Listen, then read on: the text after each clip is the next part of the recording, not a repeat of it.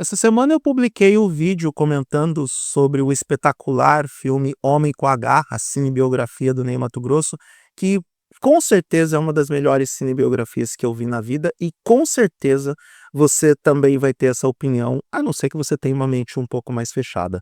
Naquele vídeo eu disse que, na minha santa ignorância, eu entendi que descobri qual era o problema das cinebiografias ao redor do mundo, não apenas no Brasil.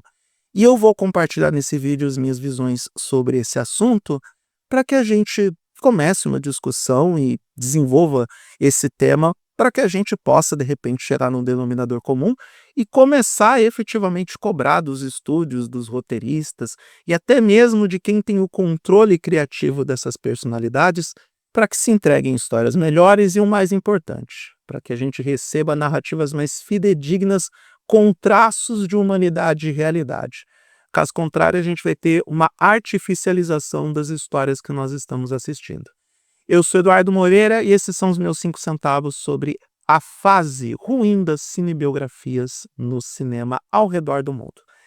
Gente, Homem com H é uma grande exceção da regra.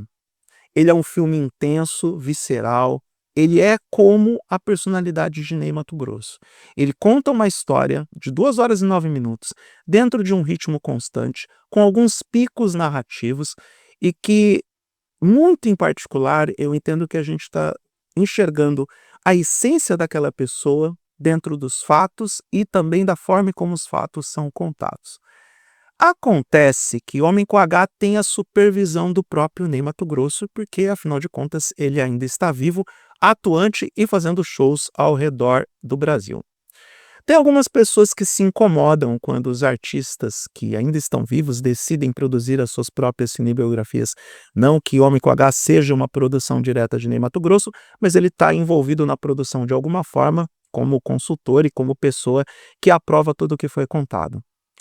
Acontece o seguinte, tem alguns exemplos de cinebiografias de artistas que já se foram, que, e eu vou ser gentil, porque acho que a única grande exceção de ruindade extrema é a cinebiografia dos Mamonas Assassinas, mas são filmes que contam as histórias de artistas que são verdadeiras água com açúcar, porque ou vitimizam por completo o protagonista, ou ocultam todos os seus erros ou colocam os erros na conta de terceiros. Eu vou citar alguns exemplos que me vêm à cabeça de forma rápida. A cinebiografia da Amy Winehouse é praticamente feita para livrar a imagem do pai dela, porque eu não sei se tudo aquilo que foi narrado seria aprovado pela própria Amy, porque é óbvio que ela foi vítima das circunstâncias e é óbvio que ela fez as escolhas que fez, principalmente nas questões de consumo de substâncias. Só que não sei se o pai dela fez o suficiente para tentar tirar ela desse caminho, até porque, tal e como aconteceu com outros artistas, e daqui a pouco eu falo sobre o Robbie Williams, o pai estrategicamente apareceu de forma conveniente quando era para aproveitar do talento da filha. E isso ficou muito claro no filme, ou pelo menos ficou implícito dentro do controle criativo que os roteiristas tiveram que estabelecer para poder contar aquela história. Outro exemplo de uma cinebiografia que passa muito pano para o protagonista é Elvis. O filme é ótimo, o Baz Luhrmann fez um sucesso danado e fez um filme fantástico na parte estética, na parte de ritmo, faz até uma reparação histórica sobre Elvis ser o rei do rock, quando na verdade ele tinha como ícone máximo o Chuck Berry. Porém, Elvis é vítima das circunstâncias. Ele é vítima do sistema, vítima do empresário, vítima de uma esposa que não compreendia, ele é vítima de todo mundo. Desde o começo, Elvis se coloca, ou é colocado, no papel de vítima. Talvez o grande crime que Elvis comete na sua narrativa é colocar o Tom Hanks como vilão. É a primeira vez que ele faz vilão no cinema. Ele sempre fez papel de uma pessoa bonzinha ou neutra, se bem que esse não é o pior aspecto do filme. Não é um filme ruim, ele só é um filme meio chapa branca.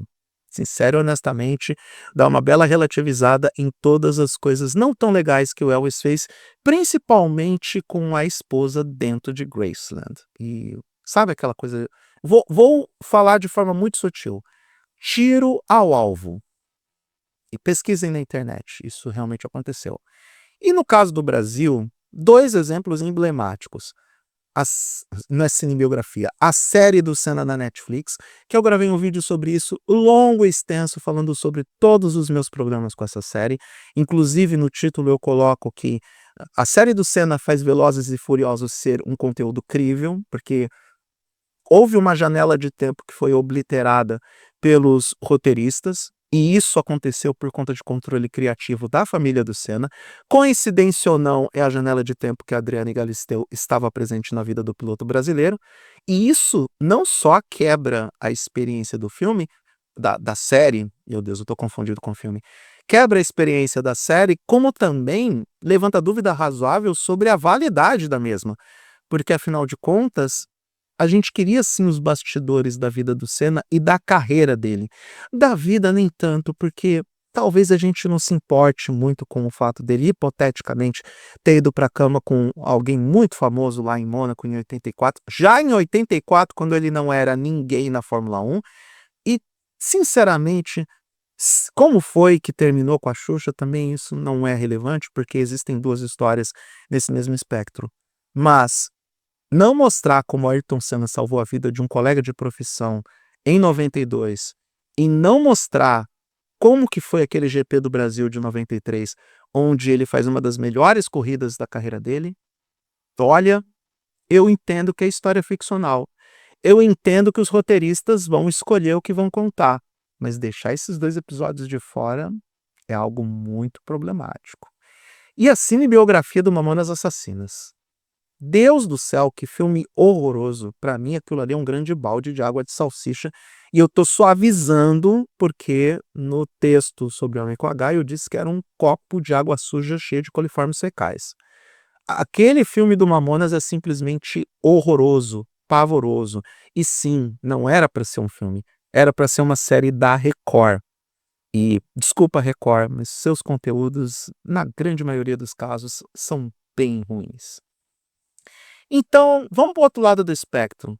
Vamos falar das cinebiografias que tiveram controle criativo dos artistas que estavam vivos. Começar por Rocketman, cinebiografia do Elton John. Fantástico, espetacular. A gente não tem ideia do quanto de erros que esse cara cometeu até assistir aquele filme. Quantas injustiças, quantas distorções de percepções, quantos equívocos, quantas injustiças com o Bernie Taupin, seu grande parceiro de composição. Tudo isso aconteceu com Elton John e ele não tinha como esconder isso dos fãs, da mídia, de todo mundo. É muito mais fácil a gente falar das nossas próprias mazelas e dificuldades do que ter outras pessoas contando e cometendo injustiças com a nossa própria história. Eu entendo perfeitamente o controle criativo que um artista tem sobre a própria história, porque a gente vive num mundo de distorção de narrativa. A gente vive num mundo em que as pessoas pegam um episódio da sua vida e te transformam num verdadeiro monstro. E se é pra gente ser monstro mesmo, se é pra gente ser o grande vilão, é melhor que a gente pegue a própria caneta e escreva. Foi mais ou menos a mesma coisa que Robbie Williams fez com A Better Man. Eu confesso que eu não estava na vibe de assistir esse filme e ainda vou publicar um vídeo falando sobre ele. Mas que filme impressionante! Não só pensar que Robbie teve direta influência sobre os aspectos criativos e conceituais, que ele escolheu se colocar na posição de macaco para mostrar que ele era um ser primitivo, e aqui, entenda, não existe viés racial nessa escolha, existe viés conceitual, ele se coloca como uma pessoa primitiva, um ser que não evoluiu, e ao longo do filme ele mostra a sua evolução como ser humano, diante dos sucessos e fracassos, diante das vitórias e derrotas, diante dos erros, dos vícios, do consumo de substâncias. Robbie Williams teve a coragem de se escancarar diante de todo mundo, porque no final das contas, e ainda mais ele que teve o seu sucesso, primeiro no Take That e depois como carreira solo, junto com a exceção da internet, ele sabe muito bem que tentar esconder alguma coisa na era digital é inútil. As pessoas vão descobrir e aí vai ser muito pior ele ter que se explicar. Então, para quem não assistiu a Better Man, inclusive com o Oscar de efeitos visuais, muito CGI bem feito nesse filme, tudo bem, bebeu muito das novas franquias do Planeta dos Macacos, mas foi uma execução impecável, extremamente complexa. Eu garanto para vocês que é um filme sensacional. E agora a gente tem Homem com H, que tem, obviamente, a supervisão e aprovação do Ney Matogrosso para contar as histórias que contou.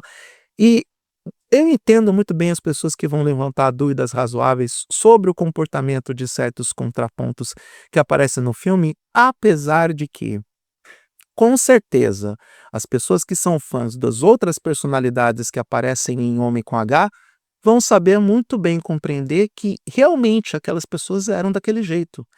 E quero acreditar que toda a autenticidade, veracidade e visceralidade do filme que conta a história de Ney Matogrosso se alinham perfeitamente com a personalidade intensa do artista. Tudo o que nós conhecemos sobre Ney Matogrosso, como postura sexualmente ambígua, uma imagem andrógena, um ser que desafiava o sistema porque ousou querer ser livre e ser quem ele é, sem definição, sem rótulos, sem estigmas. Tudo isso é retratado não só pelos acontecimentos do filme, mas pela forma em como o filme é contado, pela estrutura narrativa, pelos aspectos de fotografia, pelos ângulos de câmera. É um filme muito bem executado, muito bem feito, muito bem idealizado e, principalmente, é um filme que faz justiça à carreira do Ney Matogrosso. É um filme que faz justiça ao legado que ele deixou para a música brasileira. É um filme que se alinha perfeitamente com a ideia que nós temos da personalidade dele. Então, quando a gente olha para cinebiografias que contam com o controle criativo dos próprios artistas que estão vivos, a gente até pode questionar sobre a veracidade dos fatos, se eles estão sendo justos com os outros contrapontos, com as demais pessoas que aparecem e que interagem dentro dessa história. A gente pode levantar dúvida razoável se não ficou alguma coisa de fora que poderia destruir de vez o legado e a credibilidade desse artista. Por outro lado, eu vejo a consistência de qualidade dessas histórias, não só na execução, como também na propósito de contar uma história que realmente traga traços de humanidade para essas pessoas. A gente a gente é muita gente. Mas eu sei que, sim, o ideal é que seja muita gente mesmo. Nós, seres humanos, nós gostamos de artistas, de celebridades, de atores, atrizes, músicos, porque eles fazem coisas que nós não podemos fazer. São pessoas especiais que conseguem conversar com a gente de uma forma singular. Eu prefiro muito a música porque a música conversa comigo quando as palavras faltam. Desperta em mim pensamentos e sentimentos que fazem com que eu veja além do que os meus olhos conseguem ver. Apura os meus ouvidos para ouvir os discursos certos, e isso é importante para toda e qualquer pessoa que realmente quer ser livre no mundo. Então, assistir cinebiografias bem executadas de artistas que transgridem o status quo, que desafiam o sistema, que mostram que o que realmente importa na vida é ser você mesmo e ser o que se é, são janelas não só de informação, mas janelas de inspiração. São impulsos, são dopings motivacionais para a gente seguir em frente nos nossos propósitos, objetivos e sonhos. Então, procure cinebiografias daquelas pessoas que têm a coragem de expor os seus próprios erros e contar as próprias histórias, não apenas pelas vitórias, mas também pelas derrotas, chagas, fracassos e decepções. Porque são justamente as dores, os dissabores, as quedas que nos tornam humanos. São as quedas desses astros que nos aproximam da nossa realidade. Não que nós, meros mortais, sejamos perdedores por natureza, mas a gente sabe muito bem que para vencer a gente precisa lutar muito. Desconfie das cinebiografias e das histórias daqueles que só querem mostrar as vitórias. só querem mostrar os acertos.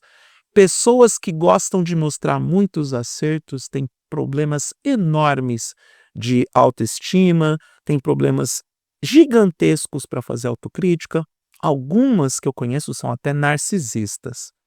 Tente se afastar dessas pessoas, tente se afastar dessas histórias, e se você se deparar com um filme biográfico de alguém que já se foi, desperte o senso crítico para questionar. Será que essa pessoa não está se santificando demais? Será que essa pessoa não está querendo vender uma imagem muito de bonzinho de vítima?